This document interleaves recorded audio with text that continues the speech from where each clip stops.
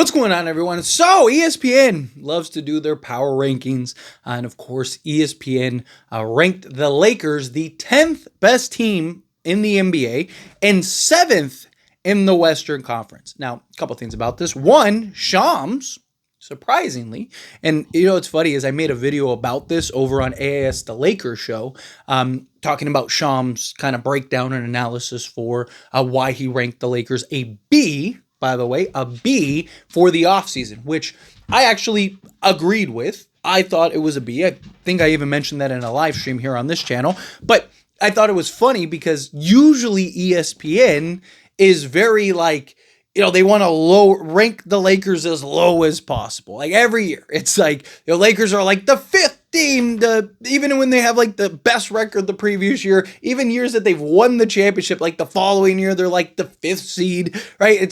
It's always something that you love to see, right? They'll have like Laker players ranked, like LeBron is like the 50th best player in basketball. It's like he was 6th in MVP voting. He was all NBA, but okay, right? Like crazy stuff like that. We've all seen the crazy rankings and stuff. I mean, recently, the whole like rankings of like Kobe and all the all-star greats and all that stuff. And, them and like Bleacher Report are like the two that really love to just talk about the Lakers nonstop, but they also love to just like rank the Lakers terribly low. And here's the thing, right?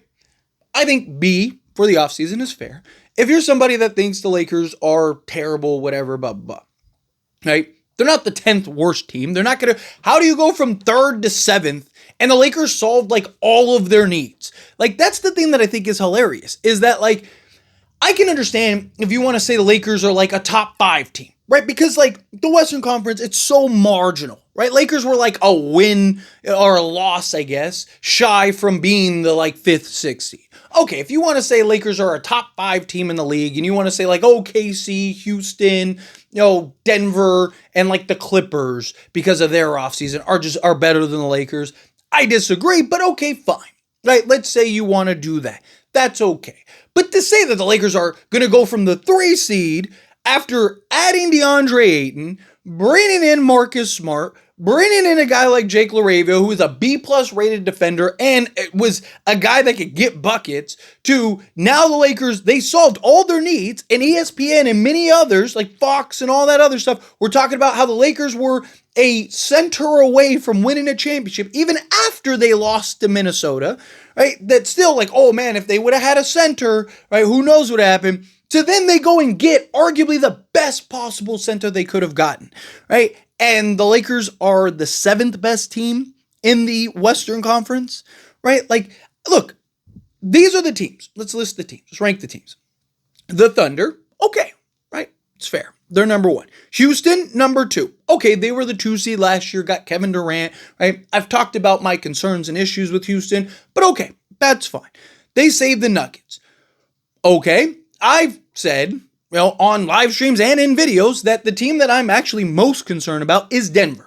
Right? More than Houston, more than anybody, because I think Cam Johnson is going to be a better natural fit. I don't think their ceiling is as high with Cam Johnson, but Cam Johnson I think, is a much better natural fit. They also brought in Bruce Brown, which, by the way, I was screaming for the Lakers to get Bruce Brown for the last 2 years, and everyone told me I'm crazy. Bruce Brown is trash. Bruce Brown is washed up. Like, that dude's a bum. Like, why, Tyler, why would you want Bruce Brown? And he goes to Denver, and everyone's like, man, what a pickup.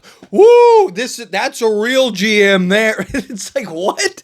Like, what are we talking about here? But in all honesty, I think Denver, I thought they made some nice moves. Bruce Brown, I think, is going to be really good with them. He had his best season with Denver on their championship run. I don't think that's a coincidence. I think it's because of the way that he moves off basketball, can be that multiple use defensive player.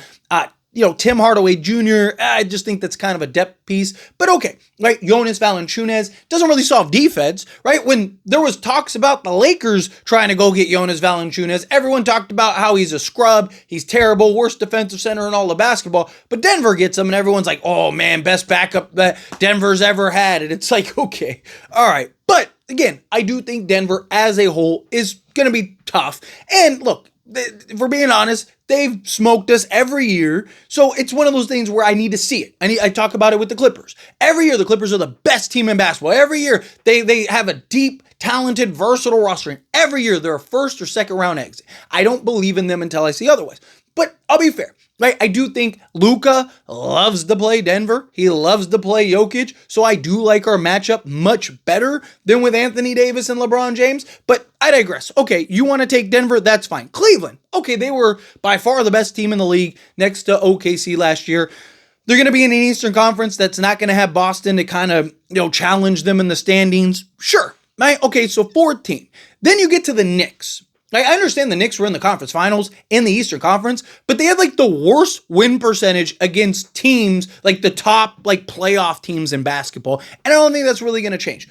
But, okay, I think you can make an argument for the Knicks. Timberwolves beat the Lakers last year, right? So people are going to say, oh, they're better. I disagree. I think Lakers, DeAndre Ayton's going to help a ton. I also think Luka's going to be healthier and all that. Like, I would take my chances with this Lakers team. And Minnesota didn't make any, changes. Or they didn't do anything where you're like, wow. And they lost, they lost players that they didn't replenish. So I don't think that they got better. Lakers got better. But people are going to argue that they lost in 5. So therefore that, I think circumstances matter. But nonetheless, Clippers are an unknown.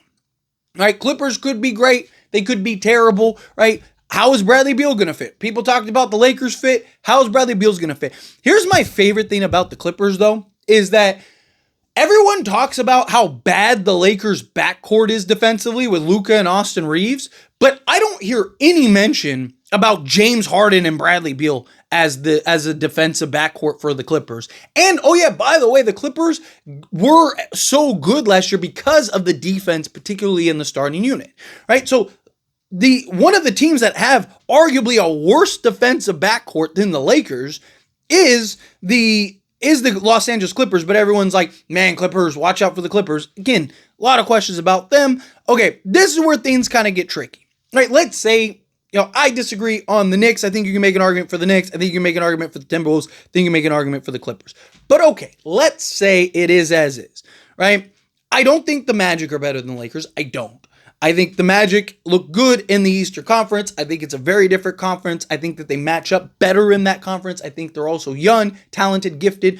I don't think they're a bad team by any stretch. They're a lot of fun to watch. I don't think that they're better than the Lakers. The Warriors, I don't think are better than the Lakers. So, that's okay. Now, let's say you put again, and here's the other thing about the Warriors real quick before I mention this, right? So the Lakers improved, got DeAndre Ayton, got Jake LaRavia, got Marcus Smart, right?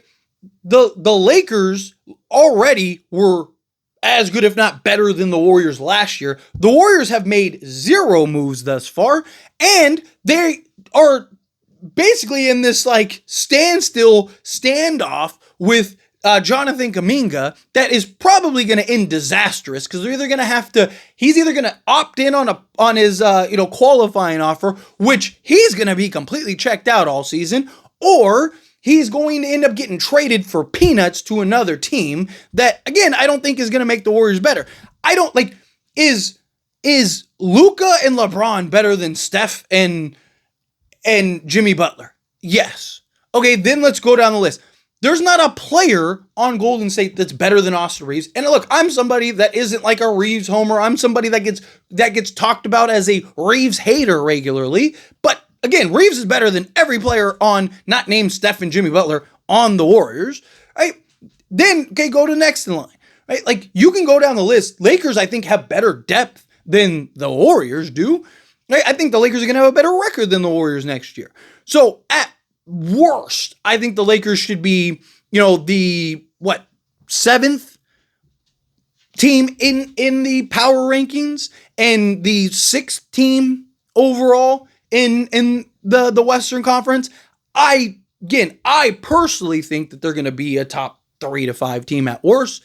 I think, I don't think Lakers will prioritize seeding as much as they will just health, right? So I could see if the Lakers, it's like, hey, if we win these next 3 games, we'll be, the 2 seed. But if we only win like one of them, then we secure a top 6 seed. So I could see like if LeBron's hobbled or Luka's a little hobbled, I could see them being like, all right, let's just win that game and then lock in and then just let the cards fall where they may. I could see something like that if that happens, especially how tight the Western Conference is.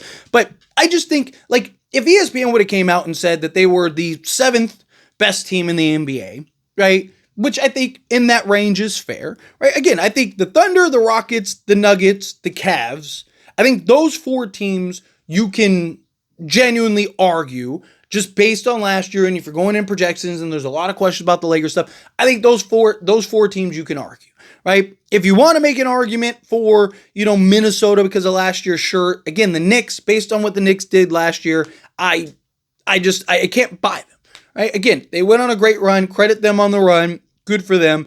Clippers, again, I think Clippers have as many question marks as the Lakers, if not more, right? Like, James Harden completely disappears. Kawhi Leonard, can he stay healthy, right? Bradley Beal, can he stay healthy?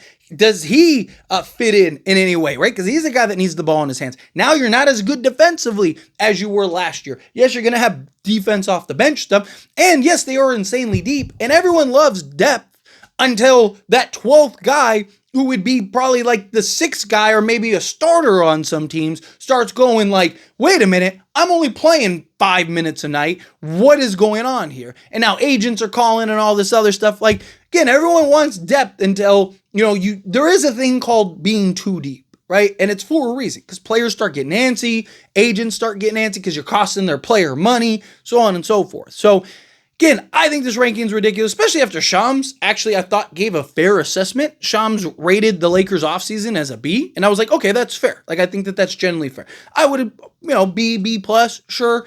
Obviously, the offseason's not over, and, it's possible Lakers pull off a trade or something like that. Maybe it jumps to an A or something, but I think just given the uncertainty of certain guys, but the quality in which they were able to kind of better round out the roster, right? Guys are going to be healthier. Guys are going to have another year, right? Luka's going to be healthier and better. I think that was fair, right?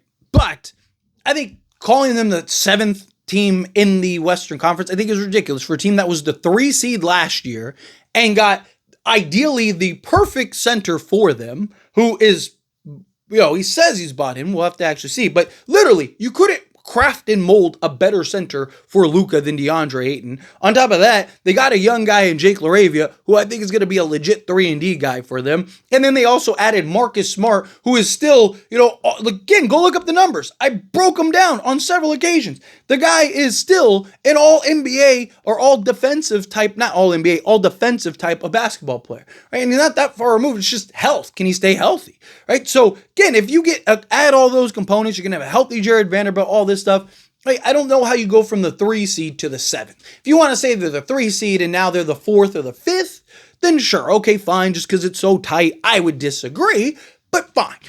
I wouldn't be as critical. But to say that they're and you have teams like the Warriors that are over them and stuff, which again, I don't see. Like everyone talks about, Lakers didn't do enough. Warriors literally have done nothing yet, right? If you're judging them on what they might do, then these ratings, period, don't make sense, right? Because, again, Lakers could still do something, right? Like, it's silly to me. But let me know your thoughts and opinions down in the comments. That being said, if you haven't liked this video, hit that like button. It helps me a lot. Helps me enjoy these types of videos, and I truly appreciate it. Not subscribe channel, hit that subscribe button. Turn on the bell notifications. Appreciate y'all. See you in the next one. Thank you.